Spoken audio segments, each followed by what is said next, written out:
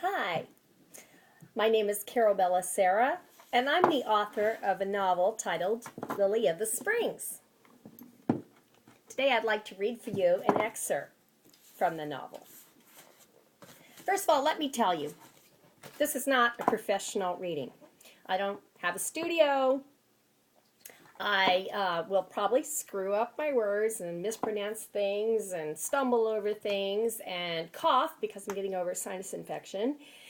And I have two cats that just might walk through, Lily and Mario. So if you see them, just try to ignore them because they're very persistent sometimes. Lily of the Springs, before I start, start reading and let me tell you a little bit about. Sorry. Lily of the Springs is a story that is set in 1952 Kentucky. And it's about 18-year-old Lily Foster, the daughter of strict Southern Baptists. She becomes pregnant by the town bad boy. And of course, in those days, a shotgun wedding was in order. Jake really wasn't too enthusiastic about marrying her, even though he told her he loved her, when they were children growing up together on adjoining properties. Thing is, Lily does love him. She's loved him ever since those childhood days. Set during the American Dream period of the 50s and into the turbulent 60s, Lily of the Springs is a story of a woman's indomitable spirit and her fight for independence and identity in an Ozzie and Harriet society. Let me share with you quickly a blurb that New York Times bestselling author Teresa Medeiros gave for Lily of the Springs.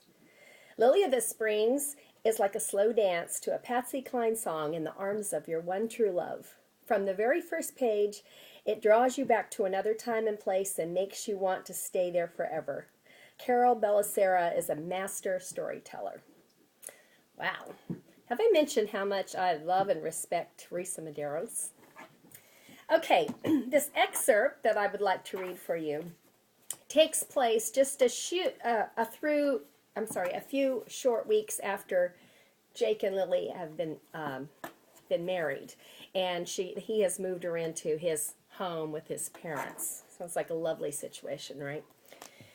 So, anyway, I shall start now. This is Lily's voice. The worst fight, though, I'd witnessed here in this nutty home had been between Royce and Gladys, and it had shocked me to the core. Mainly because I'd been under the assumption that Gladys Tatlow was a typical Kentucky wife under the thumb of her husband, the Lord and Master. But that night, last week, had changed my opinion of my mother-in-law forever. Gladys Tatlow was a stout, stern-faced woman with gray-streaked dark hair pulled back in a severe bun. I figured she was around the same age as my own mother, maybe a year or two older. But unlike Mother, who wore a simple dress every day of her life except for Sundays, Gladys frequently wore cuffed blue jeans teamed with a button-down work shirt, only wearing a dress when she went into town. That mere fact should have told me that Gladys wasn't typical at all.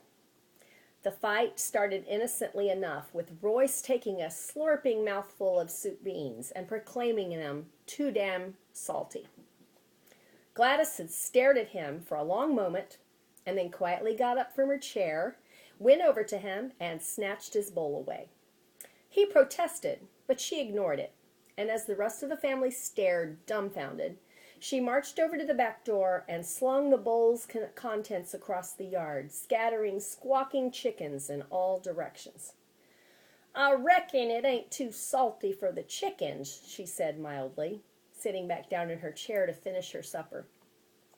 Royce stared at her, eyes bulging, like he couldn't believe what he'd seen. He blinked, and his hands clenched down on the arms of his chair. It was as if he just then realized what his wife had done. "Good God, woman," he roared, his forehead wrinkling up like a dried prune. "What in tarnation did you do that for? I said it was too damn salty, but that don't mean I won't eat it, you stupid bitch." Seemingly unconcerned, Gladys slid a piece of cornbread into her mouth and chewed, not even looking his way. I could almost feel the tension coming from Jake's body in the chair next to me. The two girls sat with bowed heads, almost supernaturally still. When Gladys still didn't acknowledge her husband, Royce's face darkened like a summer thundercloud, and his fists crashed down on the table, rattling dishes and utensils. "God blast it, Gladys! Get your fat ass over to that there goddamn stove and get me some more beans and cornbread lickety-split!" I stifled a gasp. Never in my life had I ever heard a man utter such foul language in front of women and children.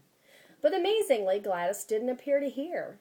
She just kept eating, neat little spoonfuls of soup beans broken by occasional sips of thick, creamy buttermilk, fresh from their own cows. "Did you hear me, woman?" Royce shouted, a thick tide of crimson streaking up his neck to flood his face. Still, Gladys didn't budge. Instead, she took another long sip of buttermilk and daintily wiped the cream from her upper lip with the sleeve of her shirt. It was as if Royce wasn't even at the table, much less screaming at her at the top of his lungs. Furious now, he scraped his chair back so hard it toppled over with a crash. Everyone flinched, especially me. But Gladys seemed completely oblivious as she calmly popped another piece of cornbread into her mouth. Cursing violently, Royce stomped toward the stove, and that was when Gladys went into action. She jumped up from her chair and, moving with a grace that seemed impossible, maneuvered past her husband to reach the stove before he did. He stopped, watching her.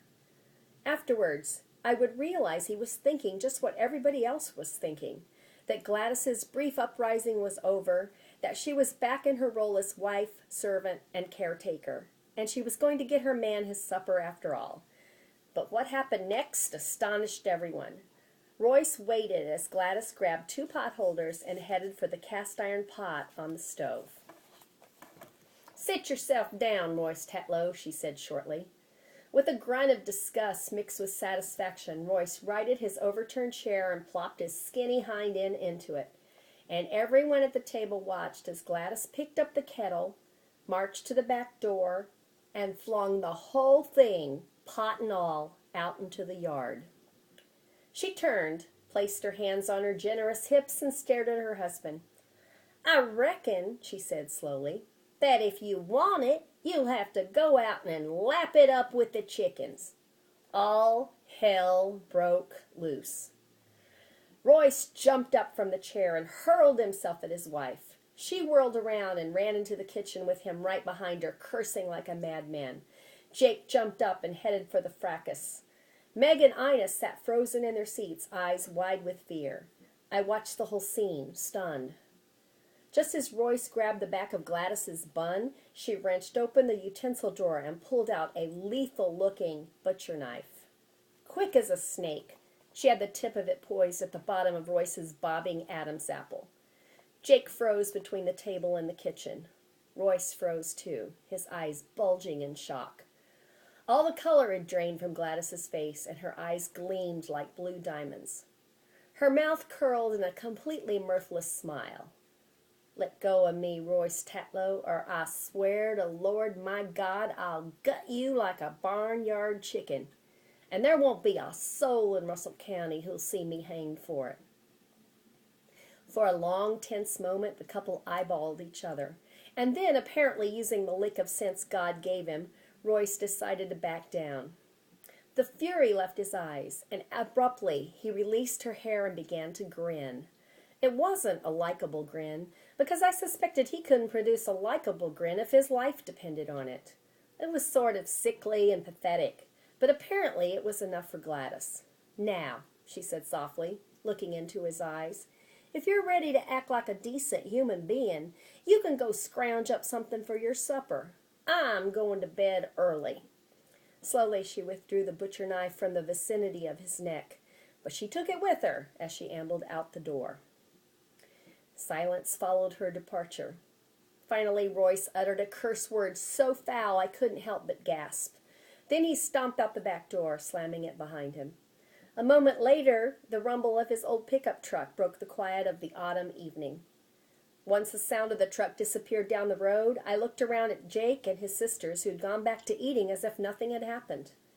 I shook my head in astonishment. "I can't believe your mama just did that." Jake shrugged and reached for another pone of cornbread. "Ah, it ain't nothing to worry about. She gets like that once a month, and we all just learn to stay out of her way. He crumbled his cornbread into his soup bowl and then added matter-of-factly, "But sometimes Pa forgets." I hope you enjoyed that excerpt from Lily of the Springs. Lily of the Springs is available at Amazon.com and on Kindle and at Smashwords.com for your other ebook readers. And soon it will be available in audiobook on Audible.com and on Amazon's audio books. Anyway, thanks for listening, and I hope you'll pick up your copy of Lily of the Springs soon. Bye!